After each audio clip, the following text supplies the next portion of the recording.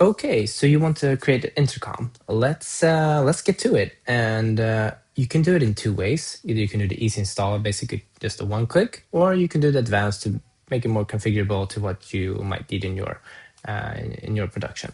So let's get the easy one done first, and we will get back to the advanced after that. So basically, you just click on it. It will generate a name, and it will do all the pieces for you. It will create the database, the symphony that handles the audio, and so you don't need to worry about anything if you just want to try it out or use the basic functionality. So give it a minute or two for it to finish, and for some reason, if it wouldn't pop up after that, try to refresh, and I'm sure it will pop up. But until then, let's just fast forward.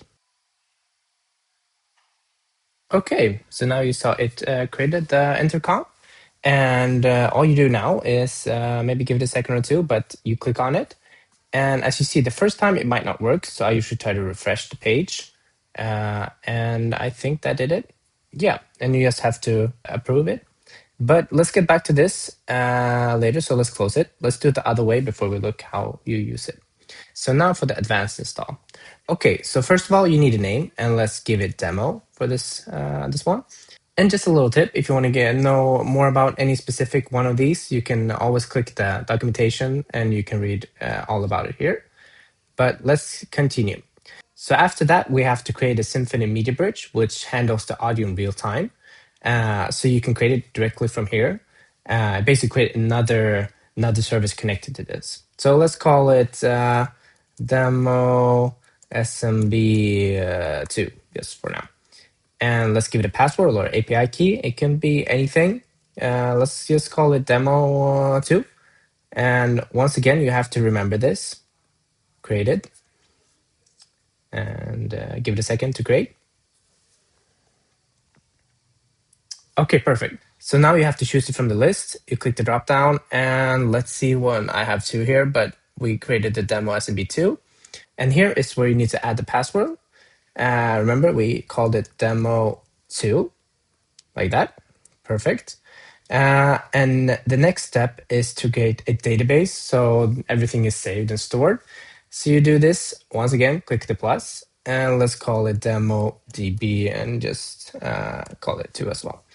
It could be anything. The name could be anything, and as well as the password can be anything, as long as you remember it. So let's call it demo 2 once again, and let's just see that we actually typed it, so you don't create the wrong password by mistake. Or not the wrong, but so it matches. And here you have to click it once again, demo 2 in this case, and it will prompt you to log into the database, and you need the admin username. This you should not change. It's just better to leave it alone so it will log in correctly. And remember demo 2, let's double check I typed it correctly. Perfect. And this was basically give access to the database. So this you see is already filled in. I'm not going to show it. It's your OSC access token. It will be automatically filled in. Just don't delete it, leave it there. It will basically let other users outside AOC to use the Intercom app. Then you have some extra things you can fill in. Basically, if you want to use a Stream Deck or other things, you could read the documentation. But for now, let's just leave it as it is. And then you create it. Wait a few seconds. This should go a little bit faster than the easy install since it's doing it right here.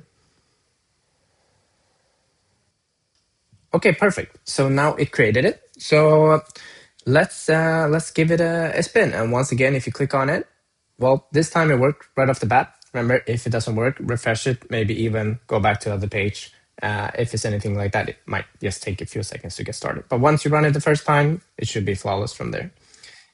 So let's give it a username. Let's call it demo. Okay, so now in this view, you can create a production. Let's call it prod1. And a line could be anything. You can gather as big as small as you want. Let's just call it director and add a line. And you can add another one called cam1, cam2, and other. Just anything you want.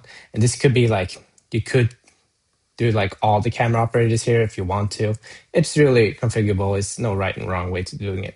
So then you go back, you see you have a production, you can create as many as you want, you can manage them. And if you look here, you can join the channel, and now you can talk in this.